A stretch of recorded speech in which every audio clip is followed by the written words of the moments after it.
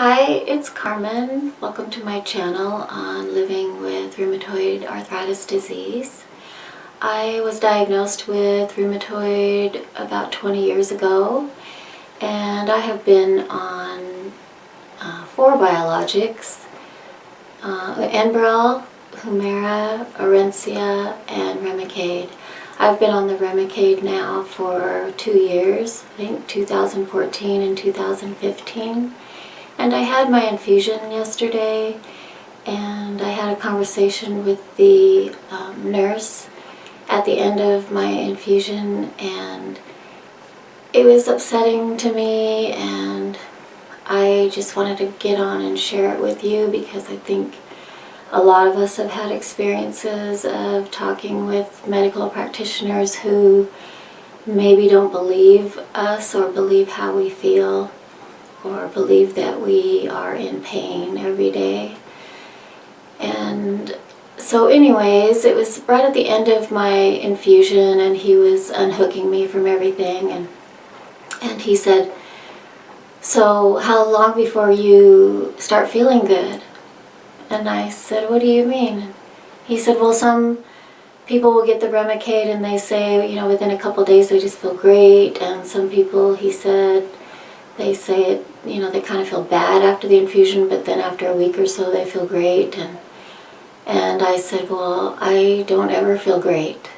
I'm not even sure that the Remicade is helping me that much." And he was really surprised by that. And I said, "Well, I think it's a fallacy that a high percentage of people are going into remission on this drug or any other biologic." And I said, "I also think it's a fallacy that rheumatoid people are, not in that much pain." And where actually during the infusion I had been surfing the web, and I was reading the Rheumatoid Patient Foundation website. There's some articles on there and some statistics on there. And she was saying that a survey showed that 79% of people with rheumatoid report feeling pain on a daily basis, and that it's something like 7 to 9% of rheumatoid patients report that they have had periods of remission. So I told him that, and he said that in his experience, he would say 90% of the people that come into that specialty clinic and get Remicade report feeling great. And then I just kind of started feeling really bad. I said, "Well, I guess I should feel better." And that made me feel bad, and I was thinking about just the wording of that I should feel better, that there's something wrong with me is why I don't feel better, or there's something I'm not doing, or maybe, I'm malingering. And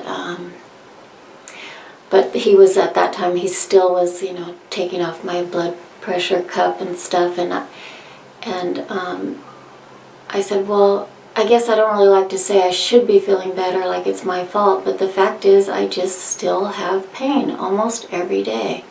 And I'm not working, my life is pretty small," and I said, "I don't know why I don't respond to it, but I don't, and so that's just what I have to live with." And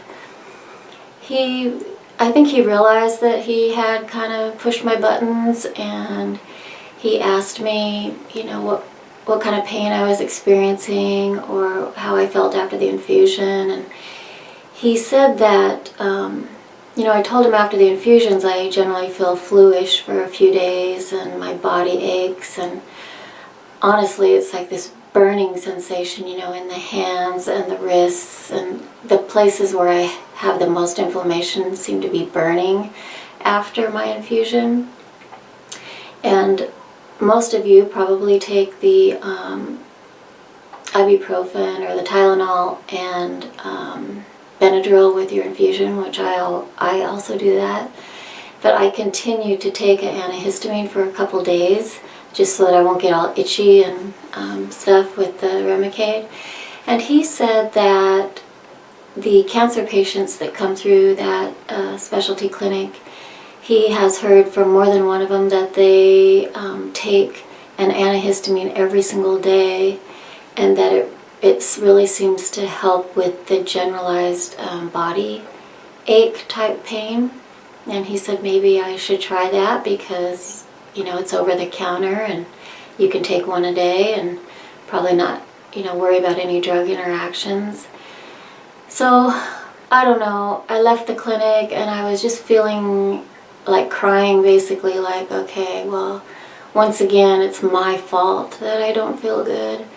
And I had taken a book in with me to the infusion center, and it's a Stephen Levine book. He's kind of been longtime guru of death and dying issues and meditations on death and dying, and he just passed away, I believe, January 2016.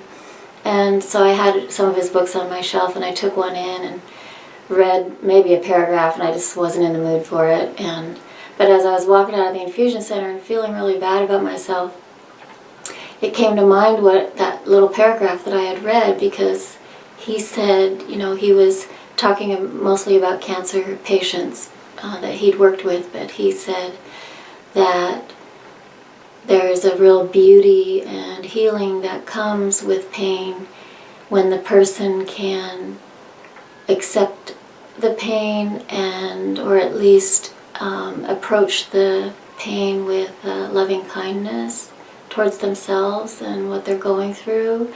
And so I just was thinking about that walking out to the car, like, instead of judging myself, that I can just be kind to myself and really, you know, care for myself like I would a good friend. And I certainly wouldn't blame a good friend if they told me they were in pain, you know. I wouldn't think that it was their fault.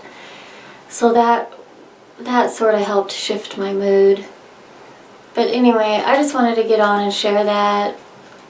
It's kind of interesting that I still have these feelings like I should be different, and I try to catch those thoughts as soon as I can because they spiral into a really bad place. So I don't know why I'm not feeling better. I mean, the Remicade probably is working on some level. I don't want to go off of it. But I'm definitely not in remission. So if you are on Remicade and you've had, you know, at least 3 infusions, I'd love to hear how you're feeling, if you feel that it's given you some sort of remission, or if you are having pain every day. I'd just be curious to hear, because I don't have any people in my social circle that have rheumatoid, so I don't really have anyone to compare notes with. And so I hope that you are feeling great.